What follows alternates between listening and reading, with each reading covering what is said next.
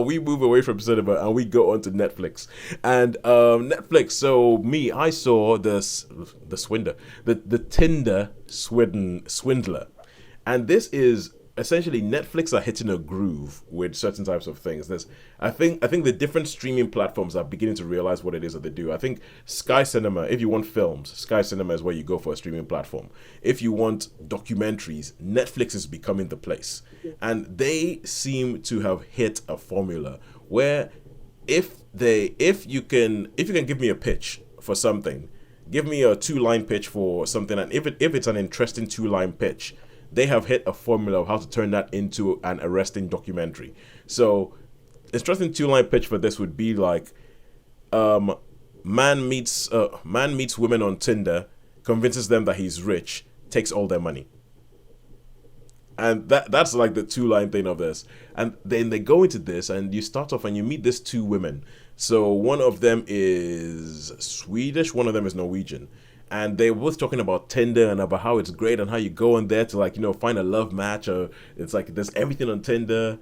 You may Sorry. need to explain to me because I've never been on Tinder and I never know which is the really saucy one, which is just like a dating app, and which one Uh, is like a uh, friendship thing. So I've I never don't been on. know. I've never been on Tinder either, but Tinder is the one that started up as a hookup app. So looking for people close to you who just wanted to have a sex, and that's it. I But thought it was the saucy one, but I wasn't quite sure. Tinder So thank you. was the saucy one, but Tinder seems to think, oh, there's money in relationships. So Tinder has evolved. So there's a bit where they're talking about it at the beginning, where they're saying, well, you can find anything you want on Tinder. If you want to find someone just to hook up with, you can find it. If you want to look for a relationship, you can find it. If you're looking for marriage, you can find it on Tinder. So Tinder has evolved to sort of match people in different ways. And so the first lady Cecilia is talking about how she saw this guy Simon. She looked on his profile, and all the pictures were the kind of things that she likes. Seems to travel. So she meets up with him, and she goes for a date. And at the end of the date, he's going, "Oh, I'm sorry, but for my business, I have to travel to somewhere in Europe. I can't remember, but like, let's say Barcelona, but someone like that, some exotic location, on my private jet. Do you want to come?" And so she's like, "Okay, yeah." So she gets sent home in, like, in a limo to pick up her stuff, to pack her bags, and she goes off for a weekend with this guy. And she's like, "Oh my god, this is so amazing, such a different life." And he keeps showering her with gifts and all that, but he's never really in town for that long. So but eventually they start having a relationship, and she's like, "This is great, this is brilliant, this is going well." Then he says, but he explains that he's in the diamond trade. He's in the diamond trade, but because he's in the diamond trade, it's quite dangerous. And he once, when she's sleeping with him, she notices that he has scars on his back, and he says he got locked up in a prison in South Africa because of the diamond trade and all that. And so then he says, "Oh my god, I've got to go into hiding. My enemies are after me. I can't use my credit cards. I need to get one in your name. Could you send me cash? I need this. Oh, we need more money. We need more money. We need more money." And round about the time she hits $100,000 of debt, she starts thinking something's wrong. Well, And give it away. I, I know. There's an element of this where you think, like, it's that way you think. Well, I think everybody has different reactions, but I think a very common reaction is, "What the heck? Why the heck?" And you think, "I would never do that," like, because I'm thinking. But anyway, it's well established that I am an Ijebu man from, like, from the Yoruba tribe of Nigeria. I'm an Ijebu man, and we hold our money tightly. The second somebody shows up and says, "Oh, my life's in danger. I need £20,000," I'm like, "Well, nice knowing you." And that's Yeah. the Sorry for your that loss. yeah, exactly. That's the end of it for me. That's the end for me.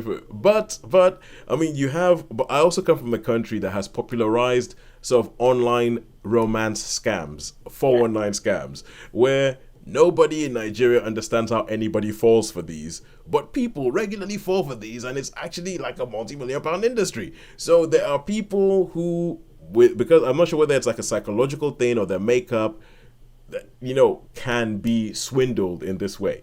And so, the fact that, okay, so obviously the fact that the film's called The Tinder Swindler tells you that there's a swindle going on, that not everything's on the level. So she ends up in debt. She ends up in debt.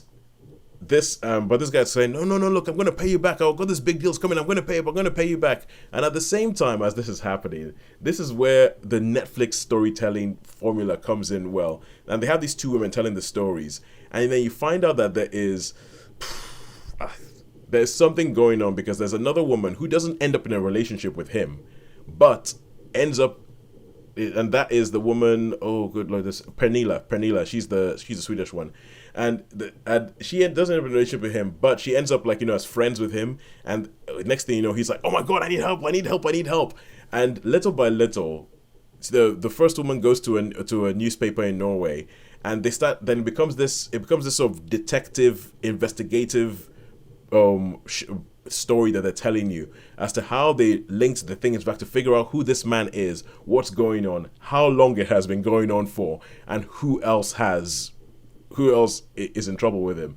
And this documentary, I mean, it is really, really well told. It is a fantastical story that is true.